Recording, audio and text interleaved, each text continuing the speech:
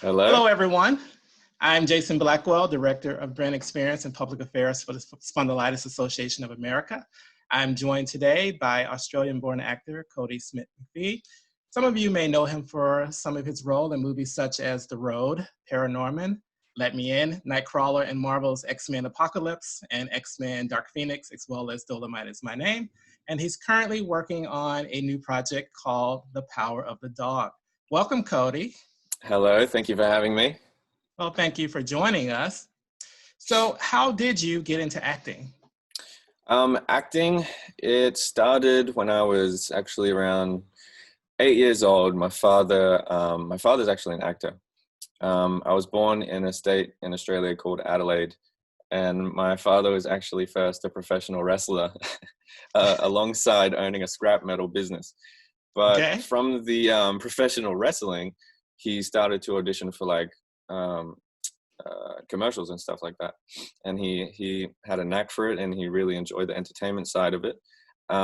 So for his work, we ended up moving to a state called Melbourne. When we had moved to Melbourne, I was 3 years old. We were actually living in a caravan park at that time. And eventually we moved into a house by the time I was 8 years old and still in primary school. That's when he got me into acting. And I started auditioning for kind of like college short films and stuff like that. I did a couple of those until eventually the auditions, the quality of them started escalating, and the scale of them, to feature film auditions.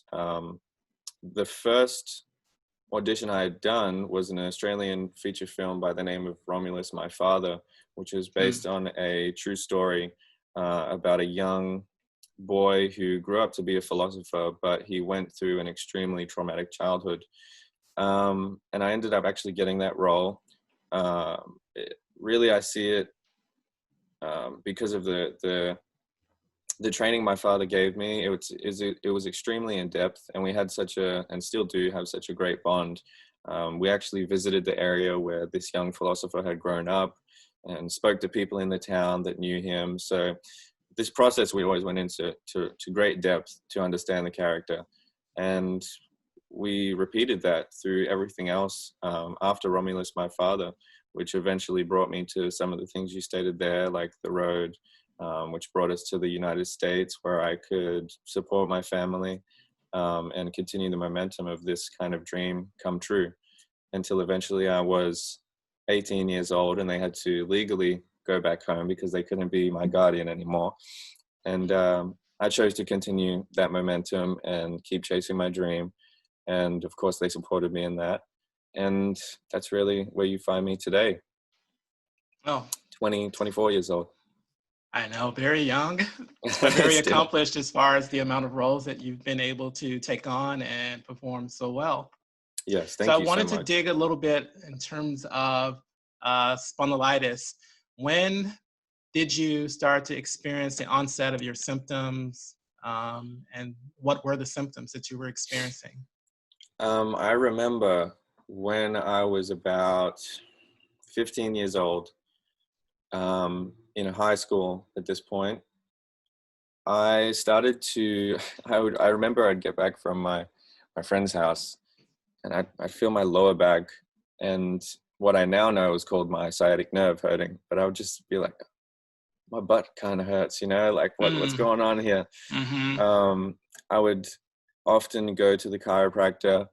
That was just, with the lack of knowledge of AS that my parents had, that was the first thing they thought to do. "Oh, my back hurts. Well, let's just bring him to the chiropractor," Mm-hmm. which did help a little bit, obviously, temporarily, occasionally. And it would go away. It would make me limp every now and then, but it would go away. It would come up and it would go away. That was 16 years old. Then I noticed when I was like 17, actually what I was speaking about there was when I was about 14 years old. Because then when I was in the States, and I was about 16 years old now, 17 years old. I remember specifically I was in New Orleans with my manager, and this was after I had filmed The Road, And I was walking down the street, and I noticed my manager actually noticed. He said, why are you walking like that? I notice your foot is pointing out the other way. Oh, I hadn't even wow. noticed that, but it was already starting to adjust in accordance to the sciatic pain. My body Okay. was trying to avoid that. So these are these little landmarks that I kind of remembered all throughout. And again, like when this stuff would happen, we didn't think to go to a doctor. Like we didn't think there was any kind of disease or autoimmune type thing happening, you know, because it all seemed very on the surface in terms of like bones, you know, nerves and things like that. It seems like Mm-hmm. I'd injured myself maybe when I was younger. I always thought that maybe playing football or something, I hurt myself. Well, Um, that's not uncommon. That, yeah, along with sometimes people thinking, oh, it's growing pains, or there's some other 100%. mechanical related. Yes. Thank you for reminding me of that. Um, I have stretch marks on my lumbar spine, Oh, and wow. I grew so fast from the age of 15 to 17. I went from like 5'9" to 6'2", which is Really? what I am now. Yeah, and the similar thing Wow. happened to my brother, so I'm keeping an eye on him. But we all thought it was those growing pains. You know, my dad's 6'6". We thought I had a lot more to go, so we thought it was that. And I was always very skinny and tall, so we thought it was that. But so I'd just get like massage therapy and physical therapy for the times that I had these little flare-ups of pain, or my body would start to adjust and walk in a strange way. Um, and then I noticed that would continue to spike every now and then. Ironically enough, it would be, which would make sense later, it would be before a job, or it would be after it, when I would have to face the stresses and anxiety of press at such a young age. And Mm-hmm. not only that, but the which we'll get into more later, but the obvious stress of just creating my own mission in my head, that it was my job to save my family from the financial struggle that I'd always experienced. You know, I saw that I was the one that could do that. So I unintentionally had set that as a mission for myself, which I believe Okay. is one of the factors in kind of the mind-body connection in the flare-ups. But by the time I was now like maybe 20, I remember I was in somewhere in Europe. I was in France, I believe.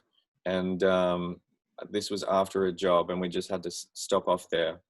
Um, I was with my mom, and I was having pain in my eye, and I was having redness, and I actually couldn't even go out to see the Eiffel Tower because I was having so much pain. So my mother had to go by herself. But I was noticing pain when I focused on anything. Um, there was so much glare when any form of light would enter the room. So I literally just had to sit there and close it all day. And this is finally when we went to an eye doctor, and you know, he did the drops and everything and looked into my eye, and they established the assumption of what it was, but they had me go get about 12 tubes of blood taken out of me and tested. Mm-hmm. And this is when we saw that I was, correct me if I'm wrong, HbA27 positive, Mm-hmm. which confirmed to them that not only did I have AS, but I had iritis caused by the Yes. AS. So inflammation of the retina, I believe, or the eye, something within the eye. So that was kind of like, whew, that was a pretty traumatic shock for me.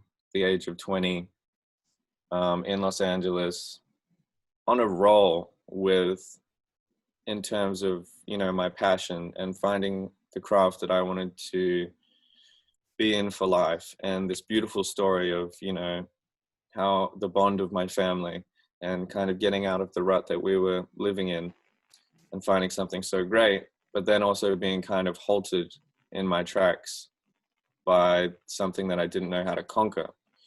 And by having a doctor also telling me that, you know, this is what it is. There is no way to cure it. We have not found a cure, but there are these certain routes you can take to change the course of it. So first it was to mend the eye, which by now I've had about like maybe 7 flare-ups, and we just use like steroid drops to about every 2 hours for 2 weeks, and then usually the eye flare-up goes down. Mm-hmm. Unfortunately, the last X-Men that I was on, and this is ultimately due to my lack of kind of like intention to really stay on something that's important. And this is where I warn the younger ones or anyone else that experiences this to always put this first, you know, always act on the red flags as soon as you can in terms of staying healthy. By the end of the last X-Men, there was a lot of stressful stuff going on in my life again. So I experienced a flare up in my eye, and my body was really hurting on that one. But I couldn't do anything about it because of my schedule. I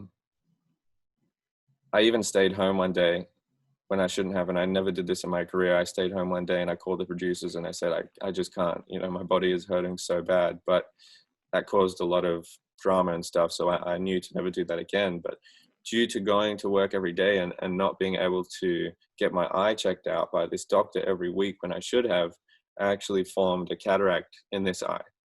Oh, wow. And yeah, and now that has gone on so long. Not only did I repeat that during the days of X-Men, but I repeated the same thing. And this is where I say it's my fault.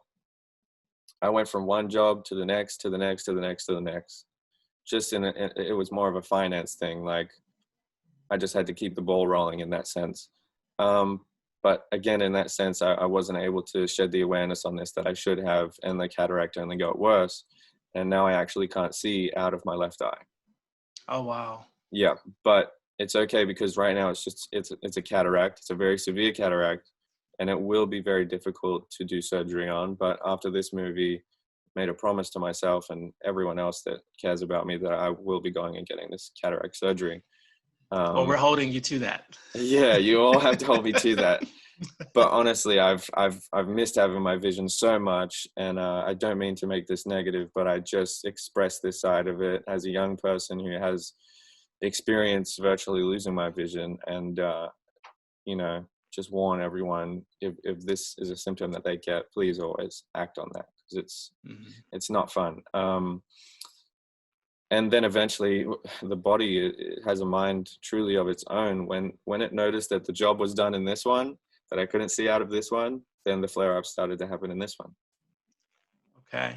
So it's like, man, we only have 2 of them, so act on it. Currently, right now, I'm doing drops in this one because I had a flare-up.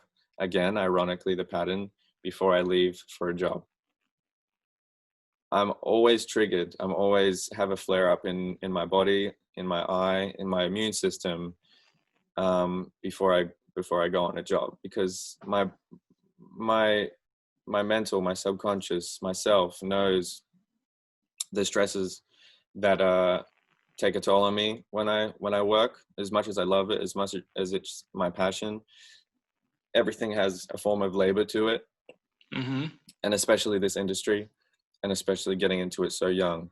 And like I said, it's not even over when you finally finished it and put the bow tie on it. You still have to go and do press for, 2 weeks in a very rapid state of consciousness that's just facing people with a lot of energy, very judgmental, and usually want to catch you saying the wrong thing. So you have to be on guard. So that's when I have flare-ups as well. So yeah, that's the path of it for me. And there's a lot more questions I'm sure you have in terms of what I've done to resolve and change the course of it.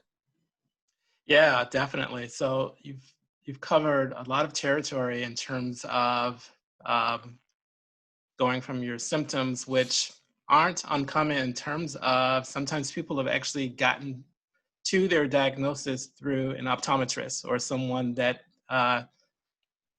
notices the uveitis or iritis, which in your Yes. case happened as well. But it's also not uncommon for folks to spend 7 to 10 years before they get a proper diagnosis, Yeah. which in the interim, there is obviously a lot of damage that can happen to the individual Hmm. living with the disease, because the longer you go without a diagnosis, the longer it takes for you to begin an effective treatment plan. So you've Yep. already made that connection in terms of understanding some of the things that trigger the flare-ups, and now an increased awareness of, hey, I realize that certain things are now triggering these symptoms. I need to pay closer attention to them. And I'm sure your understanding of the disease has grown from the initial diagnosis up to now. So talk to us a little bit about the treatment plan you decided to follow, because for each individual, it's kind of a personal choice in terms of a combination of things. And that could be a mixture of medications, or even some alternative medicine. So tell Yeah. us a little bit about what you chose for your treatment option. I mean, yeah, because I haven't spoken to so many people that have had AS. I have got a small group of people that I've, conversed with, but I was going to personally say that I wouldn't recommend what I've done in terms of treatment plans. But when what you said on the end there has comforted me and actually made me feel a lot better, and I think many people have possibly done what I have. It's a mixture. It's experimenting. It's testing. It's listening to people, trusting them, but also trusting yourself and your gut and your intuition. Because as you said, there's the medical, pharmaceutical side, and then there's kind of homeopathic, would you call it? Mm-hmm. Yeah. Kind of Eastern remedy type approach as well, naturopath stuff. So initially, when I was told about it, when I was diagnosed, I was immediately put on indomethacin. I think like 50 milligrams. I would take 2 at nighttime, and that would last me through the night, so I could sleep without any pain. And that would actually last me through the day. So I was on 100 milligrams of indomethacin, which is an anti-inflammatory medication. And then the procedure that was offered to me there as well, which was just like a constant physical therapy. Mm-hmm. At that point, I hadn't found a physical therapist that helped me that much, but the people that I went to definitely changed the course of what I was experiencing in the past, just in terms of body function and movement and stuff like that. But the beginning couple years were pretty rocky for me to tell the truth, because you're a newborn in the world of being diagnosed with AS, so you're experimenting. But I had always been brought up with people kind of fueling my curiosity, and in that sense, I mean, for kind of just everything. I feel like AS, in a way, I'm very thankful for it, because it caused me to view the world differently. It caused me to have a deeper sense of curiosity in the way that I wasn't able to do certain things that other kids could do. So from, maybe suffering, I questioned the world. I questioned myself. Sometimes it was as a victim. Why is this happening to me? What did I do to deserve this? But I often tried to flip that into something greater. So I'm not recommending this, but this is just was my path. I looked into many religions. I looked into many mystical arts. I looked into science. I listened to many gurus like Eckhart Tolle, Deepak Chopra. I looked into alchemy. This study went on forever.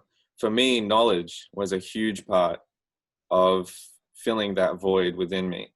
of questioning and Mm-hmm. pain. And for a start, that was something that replenished my soul. Like, that made me feel so good that the curiosity that I had for the universe, for simply existence and the beauty of this place, was answered. And I was prompted to find that because of suffering.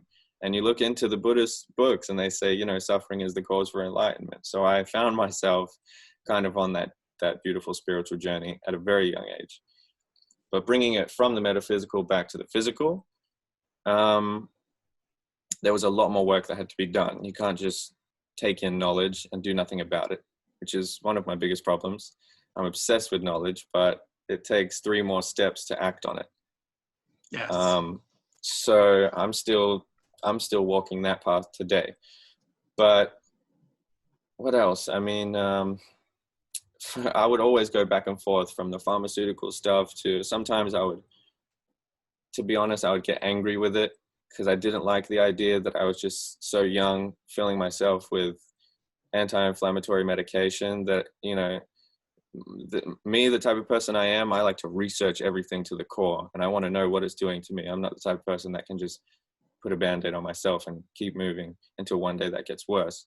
So I would research indomethacin, and I'd look up what are the common side effects, and I saw, it's Mm-hmm. related to heart disease and things like that. And so I would make it a thing of myself to sometimes do indomethacin, but then jump off of it and do a lot of physical therapy and a lot of body movement and focus on eating.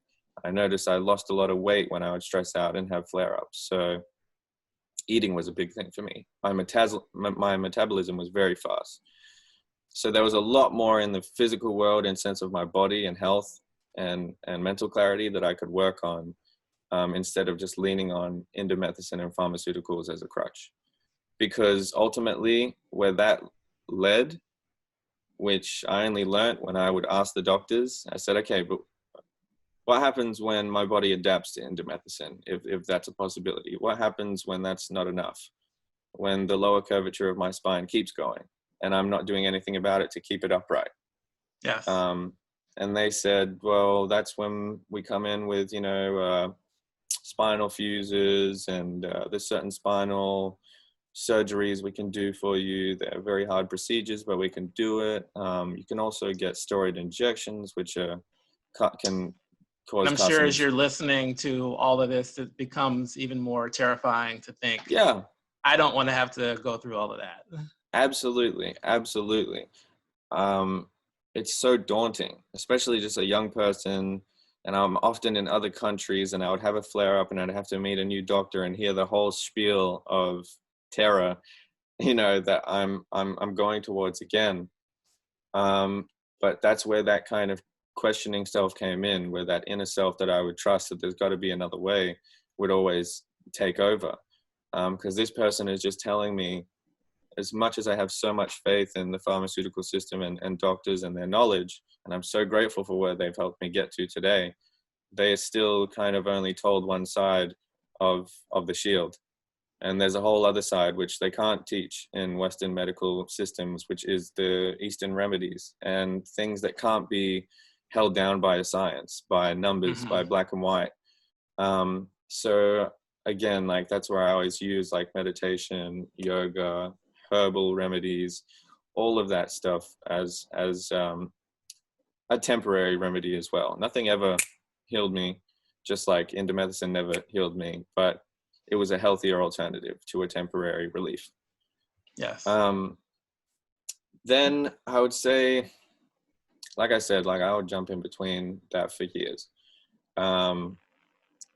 Eventually though, what happened? I got into a relationship when my parents had to go home when I was 18. And I ended up moving back to the States with her. And she is an absolutely amazing support. When she started to see the things that I struggled with, and when I was 18, the AS actually got worse. It kind of had its onset. Mm-hmm. So she bared the worst of myself, in terms of having to help me and observe the suffering that I was going through, waking up in the morning, kind of crying, and I would find myself in complete apathy and depression at some stages, because personally I didn't think I was doing what I was supposed to, but also it was just like at its peak. And I was dealing with the most stresses in terms of my personal life. And so I became very kind of selfish and tunnel vision in that phase. I loved the help that my partner was giving me, but at the same time I was draining her, and it caused a lot of stresses on our relationship, which started as a very fluid, flowing, beautiful thing. So it's not uncommon to have your partner then also take on role of sometimes caretaker.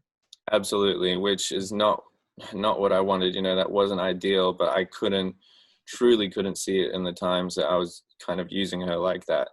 And it did happen I noticed from the momentum of, like, my parents knew that I was dealing with a lot mentally just before they left. So my mother would always kind of baby me in that sense, to be completely honest. And my dad, he's rough, he's hard, rides motorbikes. He always wanted me to carve my own path. But my mother would be, so sweet and so soft and help me with everything that I could. And so I feel like I kind of expected that when I got into a relationship, which is just very toxic in that sense. But it had a lot to do with the AS as well. Eventually, though, one of the biggest breakthroughs in terms of career and success happened with Beck, my partner. I got X-Men, which was the character of Nightcrawler.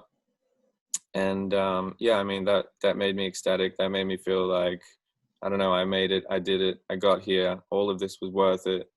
It was a pinnacle for me. It was amazing. So that character, Nightcrawler, is considered to be it's an acrobatic character, right? It's a very physical role. Yes. What was going through your mind at the time? It's like, yeah, I'm excited that I've got this role in this franchise of the X-Men. But then did you have in the back of your mind, how am I going to handle all of the physical requirements, especially Absolutely. for some of the action sequences and high impact scenes? Absolutely. That was definitely a thought and a bit of a fear. And that's probably why I have the flare-ups before I go on certain jobs. At this stage, though, I was still somewhat capable. I was good. I definitely warned them that, which was scary for me. I had to warn them that I had an autoimmune disease, that wasn't maybe as strong and capable of some stunts as other actors would have been. But of course, my performance and what I brought to the character was worth more to them than anything physical that I could attribute to the character. So, in the world of smokescreen and mirrors, there is always the stuntman, which for me was, I'm blessed to have had him, Jesse LaFleur. He's now become one of my greatest friends, and he's the greatest in the free running world, like parkour. He was my stuntman, and he did all of the high impact stuff and the flips and the stuff on the wires. And actually in the first X-Men Apocalypse, I did do a couple of things on the wires and balancing beams and stuff like that. And I was pretty healthy there. I had a bit more weight on me and stuff like that. But I did notice then, so I went from that onto a job called Alpha, which was with Albert Hughes, amazing director, still very close to this day. It was an extremely physically demanding role, physically and mentally, actually, because the film itself was really carried on my character's shoulders. It's a movie set 30,000 years ago in a tribe where the tribe leaves on a hunting mission before the Ice Age comes, and my character is hit by a buffalo, sent off a cliff. They think he passes away. They move on. And then the film follows me having to find my way back, in which I actually befriend a wolf, which was a real wolf. Yes. and I have to utilize all of the techniques of survival and, you know, thinking of my parents and love and all of that to get home. So this story just like screamed to me as a person. Like, it had me in tears when I read the script, and I don't know, it was just right up my alley, but also it was like that next level in terms of a challenge mentally and physically, which is what I'm always up for. So But do you find then in certain roles, so Alpha, Nightcrawler, that you really connect with the struggles of that character because it also correlates to your own personal journey? 100%. That's a very important question and thing to point out, is that that's just how this industry works. For some reason, like, every character that I get, it always has many parallels to the experience that I've had in my life. As much as I create a character and a life for that experience in between action and cut, and I can jump out of it and I can safely go home as me and not take any of their drama with me, there's always a huge piece of me within that character. And I think that's obviously what directors and producers and the creative side see. You know, that's undeniable for sure. I mean, Nightcrawler is pretty much me in the sense that he was in a circus, and this is his origin story. You know, in a circus, entertainment, acrobatics. He was caged though and tortured and went through a lot of pain. And he ended up seeking out religion, and I believe that was like a Catholic faith for him.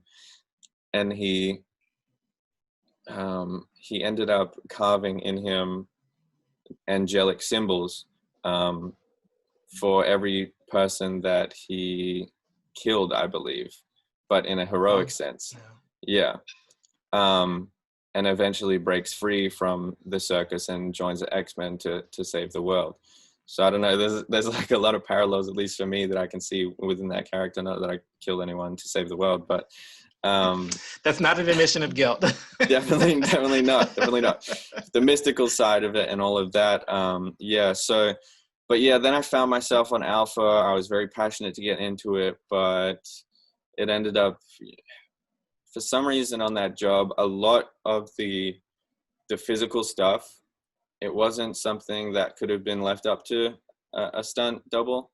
It was very much always on my face. They needed to see the agony that I was in. They needed to see the stresses, the running, the jumping, the falling.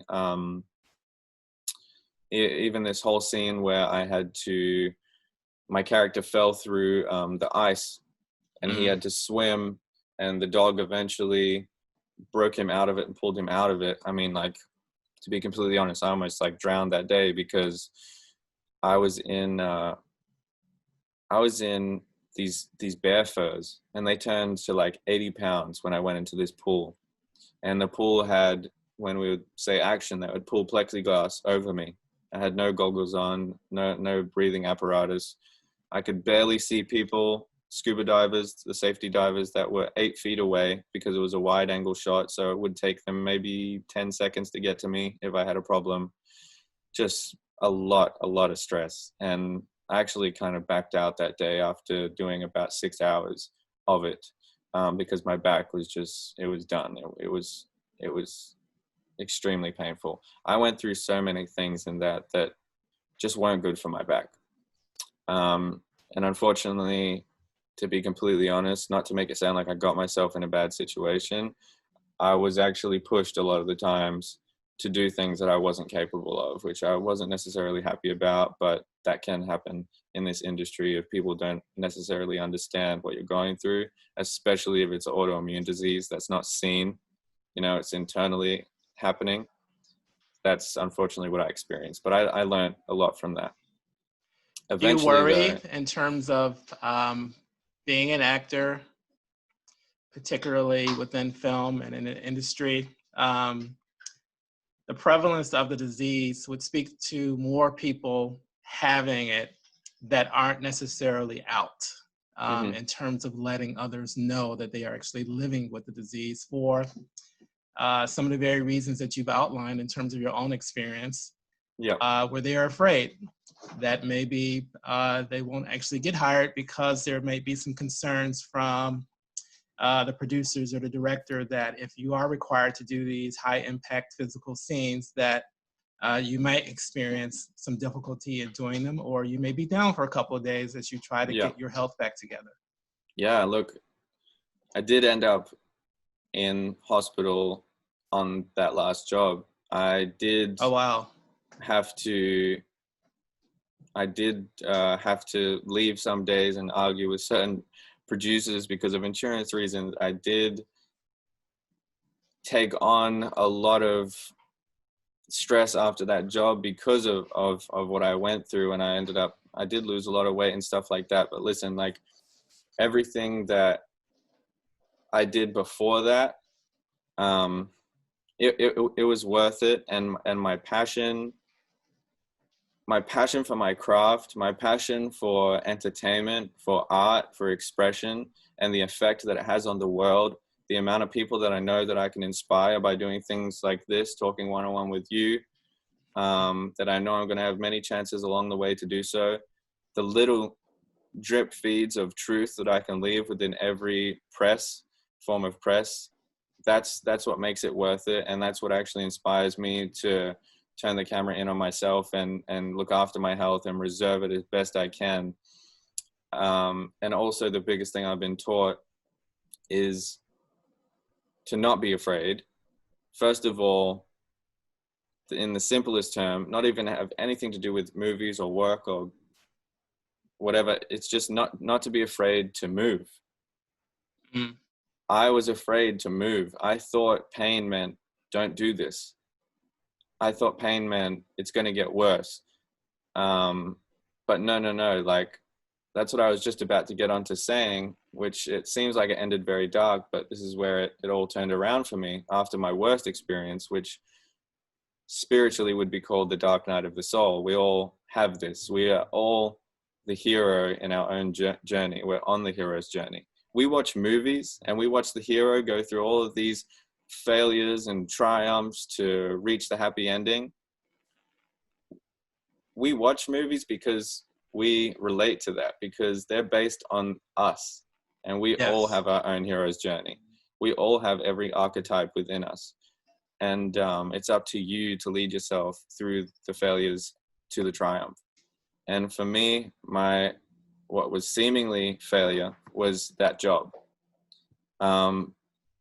But that was just the feeling of failure. And that's something that we all have to accept. The feeling of failure is not failure, and then boom, that's it. It's not failure indefinitely. It's just the sensation of it. And in that sense, when we let it pass through us, the feeling of failure is only the beginning of success to me. Okay. So I felt that, I accepted it. I took credit for what I maybe did wrong. I accepted what people had done wrong and didn't understand about my condition. And I was forced to move forward. Why? Not myself, but because I had a contract where they called me up. Hey, it's X-Men. We're planning to do Dark Phoenix. We need you in a couple months. See you soon. Hang up. I can't argue with that. I'll see you on set. I'll see you soon. Okay. Geez, what am I going to do about this? I've lost a lot of weight. I'm in a lot of pain. I'm blah, blah, blah. Try not to complain about all that. What I did is acted on it. I followed this guy, Vinny Rehab. Mm-hmm. Maybe a lot of you are familiar with him. I follow many of these body movement people on Instagram, but he is by far the best, in my opinion. I couldn't afford him by myself, but I called up the production and I told them the past experience that I had. And it was very emotional, actually. I broke down on the first day of X-Men, meeting the first AD, which is the one who kind of conducts the whole set. And I said, look, I'm not in the state that I was before. And I'm sorry. I'm like honestly scared that I didn't have control of this, And they were very supportive. It's okay. We're going to get you back on your feet. You just tell us what you need and we're going to help you through this, which was kind of the opposite to what the other job had done, which was very simple. That's all they needed to do. Be on my side and understand Right. me. So yeah, the production of X-Men on Fox, they were really there for me. And they put a lot of money towards hiring all forms of remedies for me, one of them being Vinny Rehab. So he actually flew out and he was with me for majority of the 4 months that I shot X-Men Dark Phoenix. Now I will try and send to you a video, I'm sure he still has it, of the before and after. He did things with me that I couldn't, the state that I was in, to express it, on the first day of filming X-Men Dark Phoenix, all my character had to do, all we all had to do, this is with everyone else in the ensemble, was walk down the stairs of the X-Jet. I walk on set, I look at the X-Jet, and it doesn't have railing. Oh. And I'm like... You're like, how am I going to do this? Yep. The first day, I couldn't just walk down the stairs. So it was a horrible... I don't know, I guess it kind of saved me because they saw the state of, pain that I was at, and instability and sense of my connection with my body and balance, but I couldn't walk down the stairs. And the saddest part was that I had to use Jesse LaFleur, a free runner, parkour, pro, just to walk down the stairs for me. So that kind of hit me in my pride a little bit. But it also showed me where I need to go, what I need to set my eyes on, Over the next 4 months, I was training almost every day with Vinny. And there were things that I didn't believe. Honestly, I was so skeptical at the beginning. I didn't believe they were going to help me, because it was just standing up, doing things like this 15 times, and then bending over 15 times, and then to the side 15 times. And then he would give me... Yeah. It's moving. Even though you don't feel like it, it's uncomfortable. Exactly. Keep moving. Exactly. So before that, when I was conducting my own approach, I would go get a massage for, it started at getting a massage for an hour. And then eventually I had this one guy that I was going to, and I'd literally get a 3-hour massage, which is probably the worst thing you could do, because you're just a spaghetti after it. And then you're bruised the next day. You feel worse. I didn't know what to do though. And of course, my body didn't want to move. So it was leaving that right out of my head. I created a whole fear world around moving, which is just, you can't do that. You got to do the opposite. So I met Vinny, and he's showing me this other world. And after moving for half an hour, he would then sit me on his massage table, and we would do only half an hour, 20 minutes to half an hour of physical body work, where he would do myofascial treatment, which is actually very different than just having a masseuse dig their elbow into you.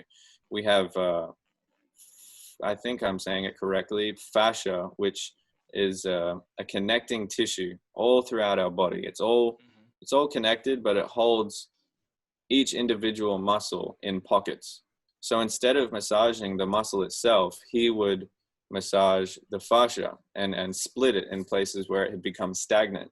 And this isn't very comfortable, but you can feel its effects after he does just 20 minutes of it. It would balance your body out in a very different way. So I would recommend myofascial treatment to everyone who is already using some form of physical massage. That was one of the greatest helps for me. But at the end of the day, it was moving. It was moving on all planes, up, down, side to side, whatever I personally needed. Everyone might need something different, but we all have a similar outcome in terms of our posture when it comes to AS, losing the lower curvature of the spine. The hips end up tucking inwards, the shoulders forward, the neck forward. So it was all about kind of opening up where my body had become stagnant. And I didn't believe it, but after 3 months of this, I could walk downstairs. I could walk without an insane limp. I could jog. I could I could squat again, which I actually right now can't even do because I haven't been doing enough body movements. But after this call, you can hold me to that as well. We will. Yeah, but that's what saved me. That's what saved me. Just moving, which is, oh, it was such a relief that something so simple in a repetitive motion with commitment and belief in it, retrained my neurotransmitters to go, oh yeah, we can do this and we will do this. And it's that simple. But also I will say that's the physical side of it. Around the time when I was at the deepest part of my apathy in, with Beck, when she had moved out to the States and she was becoming kind of somewhat of my caretaker, I woke up one day and I said, this is enough. I was so desperate to find anything. I was looking up AS healing, AS treatment, AS, and I just kind of jumped on the first thing I saw. And that was a gentleman by the name of Ralph Ruiz. He is, to this day, I know him as my life coach, my Masonic brother, and also my closest friend. And he deals with more of the mind-body side of things. Mm-hmm. And I will talk about an experience that could be controversial, but I have to put it out there because it's real to me and it's something that did change my life and my perspective. And it's not something that I can do at the click of a finger like that, but it's something I like to keep in the back of my head as a goal and to remind myself of. But the body movement stuff is something we can do every day, and it will have direct correlation, direct effect. But in terms of the mind, he was the one that I discovered the pattern of the traumas that happened in my life and the triggers that would cause the flare-ups. Whether it was me creating the mission that I had to financially save my family in my own head, and that wasn't in anyone else's. They were just supporting me on my dream. Whether it was, going on a job or facing the world in press. We kind of discovered this inner terror that was in me. And for a long time, he was giving me they were kind of like Confucius quotes. They always had meaning, but had no meaning. And one day I told him, listen, I'm really skeptical, to be honest, of you. I'm just going to tell you straight out. And I hear what you're saying, but I don't know what you're telling me to do. And he's like, that's just the thing. I've been waiting for you to ask that because I don't want you to do anything. And this kind of struck me because I'm the type of person that was like, no, I need to be doing yoga. I need to be moving. And I guess he didn't necessarily mean that side. But when he said, don't do anything, he meant when this sensation of rage arises, because that's the emotion that I was dealing with at that time. AS for me came with a lot of rage because I was fighting something that wasn't even there. It was literally the allegory and the metaphor for what was happening physically to me. My autoimmune system was fighting itself, and so was my brain. Because there was an invisible thing that I was so angry at, and it was myself. And I had to love that part of myself because it didn't mean to be doing what it was. It's an accident. It's automatic. But basically, he told me, when rage or any uncomfortable emotion arises in you, just do nothing about it. And when he said that, I realized every time I had rage arise in me, or depression, or anxiety, or apathy, I was always doing something about it. And that's where I found all of my addictions, which was, smoking marijuana, to be honest, and going really fast in my sports cars to a dangerous extent, and sometimes with loved ones, getting really angry at my dog. I would choose things in the world to express and project my anger and confusion and frustration onto. And I didn't know that was me getting to a boiling point and having that energy that was in me come out. But what I needed was to keep that energy in me. You know, anger can be a very powerful stepping ladder in terms of where it wants us to get to.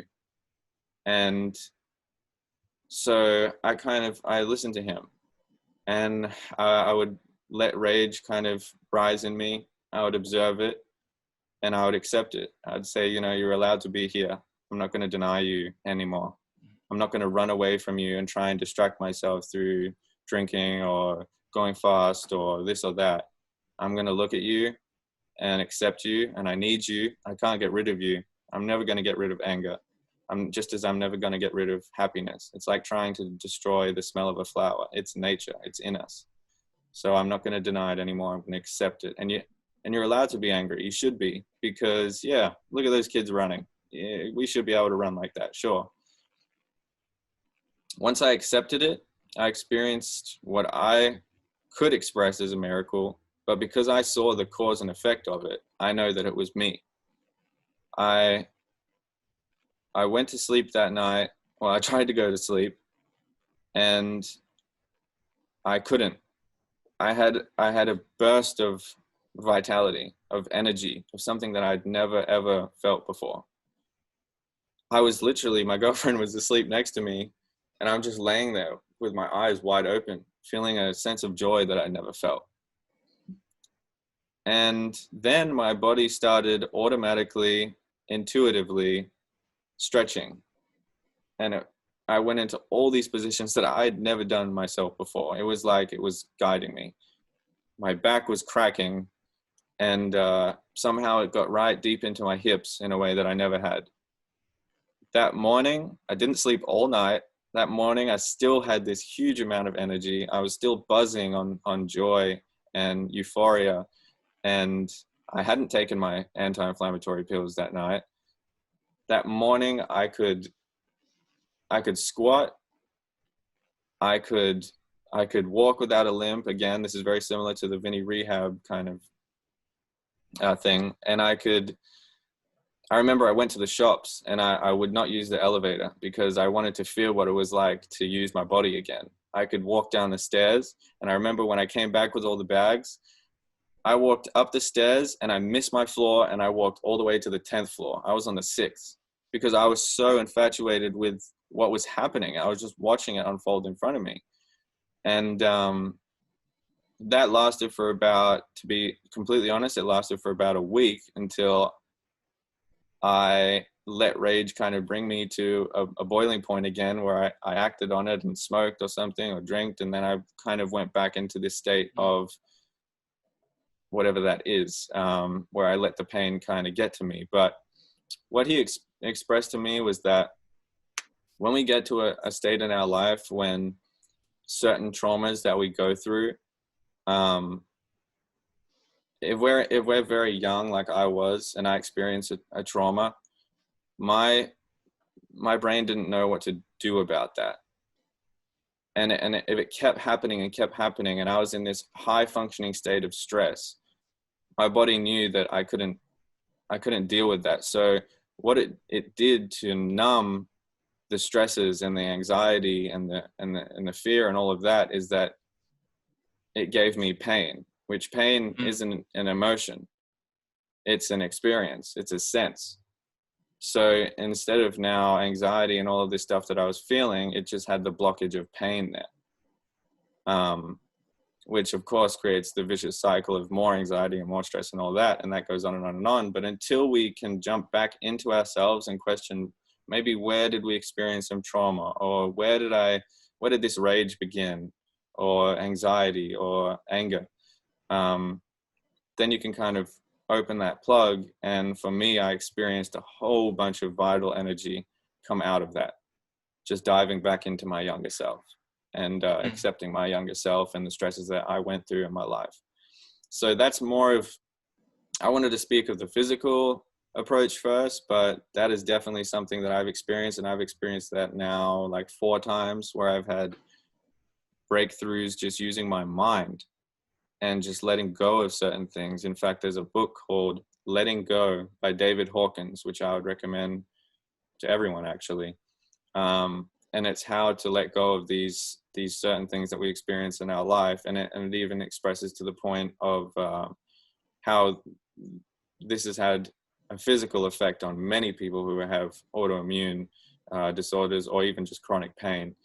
There's another book called Healing Back Pain by Dr. Sarno, and he also has a documentary called All the Rage, which is very similar to people that have chronic back pain, and they just have let go of these certain inner turmoils, and it produces this healing effect, which, you know, I know it can sound kind of preachy, and it's just because it's so rare to happen to most people, or they don't go down that aisle. But because it truly did help me, I will talk about it. And just as passionately as I will talk about the physical stuff, which you can choose whatever you want. They're all going to have the same effect. But I went down both lanes, and they both had that very powerful effect on my life. Yeah. So in terms of your own journey, it's not uncommon to have this type of evolution where from the moment of diagnosis, there is the fear and anger and lots of questions, and then a moment of acceptance, but also periods of rage. And it's how do you actually tap into all of those emotions to figure out sort of your game plan for moving forward? Yeah, I mean, that's what the archetypes in us are for. They're to all come together and work together to manifest what you want. So we can't deny any one or the other, whether it's sadness or anger, happiness, joy, euphoria. We need to hear them all out. One thing my life coach said to me, which changed my life, is that each one of our thoughts has thoughts of its own. For example, if you walk into your room and one voice says, I need to clean my room, and the other one says, we'll leave that till later. You could ask each one of them why they said that, and you'll go down two different dimensions of conversations, of ideas. So these are the spirits within us, if you want to call it that. That's what they would have said in the Middle Ages. But ultimately, in psychology, they're just the archetypes. So we can listen to them and we can utilize them for our greatest needs. Yeah, that's very powerful. So in terms of our community, again, as an association, we have members of our community who are young adults, such as yourself, who are living with AS. And we also have teens and youth who are living with juvenile spondyloarthritis. And there's a completely different outlook that, you know, a person who is, say, in the prime of their life or thinking about what the future looks like while trying to navigate this disease. Do you have any words of wisdom, encouragement, or advice that you can offer them? Yeah, I mean, I think we hit a lot of the landmarks throughout our talk here, so let's just kind of put them in bullet form. And that is, don't be afraid. Don't be afraid overall, first of all. Just don't be afraid. But then don't be afraid to move. You know, that's like the first thing that we approach is, once we feel pain, we're scared to move, we're scared to get up, or we just become complacent.